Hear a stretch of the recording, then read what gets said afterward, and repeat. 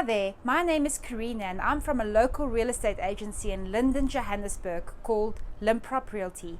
We are going to have a YouTube channel where we're going to focus on the suburb, and we're going to call this YouTube channel #WeLoveLinden.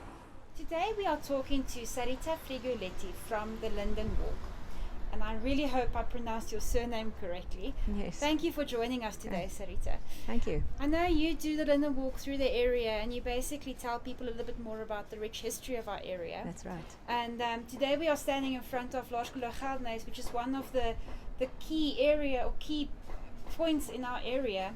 And Sarita is going to tell us a little bit more about the Linden Walk and what she does with the Linden Walk and what she tells people and the information she provides. So please tell us a little bit more about the area, Sarita. Thank you, Carine. Yes, I started with the Linden Walk because we lived in the Netherlands for a few years, and I realized that with very little money in your pocket, the best way to see a place is to join a walking tour. And I came back to Johannesburg and I thought, wow, no, this is really something I can start. And the idea is definitely not to make bucks out of it, but the idea is really born out of a love for the area that I find myself in. And so we've been here for 7 years, and as I started digging, I just found so much rich history about the place, and I thought, let me start telling the story. So Linden it's really a neighborhood where you can walk. Yes. And it's got huge sidewalks, and you're able to really stroll. Here and there a bit of a hill that you need to make yourself fit for, but really lovely to walk. And be that as it may, before the beautiful sidewalks we have here today, it was of course farmland. And before it was farmland, it was basically veld.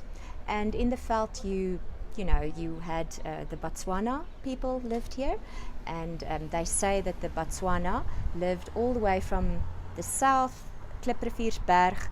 It stretched all the way to more or less Lone Hill, Koppies, because they still find evidence of the Tswana households or kraals. Artifacts where they kept their cattle and so forth. And so the Botswana, and then obviously we know Melville Koppies also has evidence of that. But be that as it may, it was a farm. And the farm that Linden was built on was the Klipfontein farm. And the Klipfontein farm belonged to two farmers. They co-owned it for whatever reason. And it was Lou Geldenhuys and Johannes Rabie van der Linde.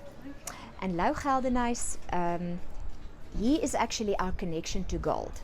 So our gold, we are the gold rush town, and if you see there in the background, it's the city of gold, and it looks a little bit romantic so far away, but Geldenhuys was our connection to gold. And Geldenhuys had he was actually he was a son of a gold prospector, Lourens Geldenhuys.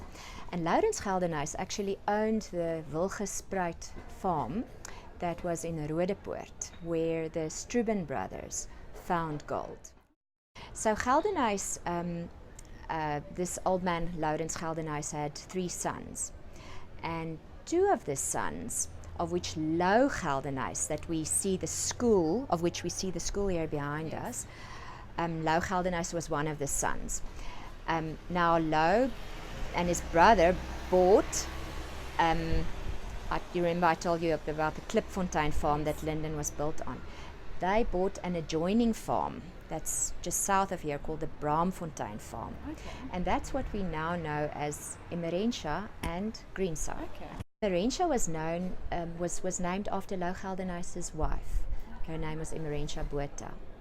And she was they had a big family, and Lou and his brother Frans, their houses you can still find in Emmerentia, and I'll leave that maybe to the listeners to go and find the beautiful house. But what I can say is I can give a bit of a clue. The one house is now the Marks Park Sports Club clubhouse. So the Geldenhuys lived there, and Lou Geldenhuys then, as he co-owned Klipfontein with van der Linde, at some point in time, they decided they're going to subdivide the properties. But the Anglo-Boer War happened, and I think their plans were thwarted for a while. But after the war, the Boers came back, and Lou Geldenhuys asked the Boers to build the Emmerensha Dam. Oh. And at that time, they called it Gallies, apparently. And at some point, the dam was now changed to Emmerensha Dam. Yeah, that's the connection that Linden has to gold. Oh, that's amazing. Yeah. During the Linden Walk, you stop at certain key points in the area and you tell people a little bit more about that specific history. So what is your favorite spot in Linden that you like to stop at and tell people about? Yeah. I really like it was called the Linden Hotel, and there's a very famous coffee shop there now, but it is it's a beautiful old building that really, in its simplicity, I think people tend to overlook it. I also love the Bloekom tree on 3rd Avenue where the church is. It's a huge tree, I don't know how high, and to me it is really the heart of Linden. I almost feel it is that heart, the center point of Linden, and I would really urge people, if they, That's also on the corner of 7th Street and 3rd Avenue, right? Yes, correct, don't drive too fast, take your time, have a look at this beautiful old tree that must be there for decades already. Absolutely. Yes. Okay. Yeah. And if you had to say something about Linden and why Linden is so special and why you love Linden, what would you think is the main thing that stands out for you in the Linden area, and what makes it for you so special to live here? Yeah. Well, once again, coming back to the stories of Linden, the stories of the people, you've got so many interesting people that made Linden their home for their whole lives, or they worked here perhaps for their whole lives. Yes. We've got the Linden Hoërskool, and it produced some very famous people, if I can run through a few of them. No, absolutely. There's the very famous Rian Kruiwagen, who spent, we know he was on the SABC as a newsreader for hundreds of years. And it feels like feels like it. No, sorry, Rian, no offense meant. We've got the rock mama in Afrikaans music, Karen Zoid. Yeah, she was at school. She was at school there. I actually checked on the internet to see her duet with Francois van Coke. Already had 8 million hits on YouTube. And I know afterwards she also lived in the area for a while before they moved again. Yes, yeah. Oh, And Elvis Blue, who's also a singer. So it seems there is a bit of a art, something influencing people to become musicians or artists. There's also a writer, a famous South African writer who maybe not everyone will know, but his name is N.P. van Wyk Louw, and he spent his last years here in 8th Street. Okay. Passed away here, but worked as a professor at the Wits, at Wits. Very colourful life.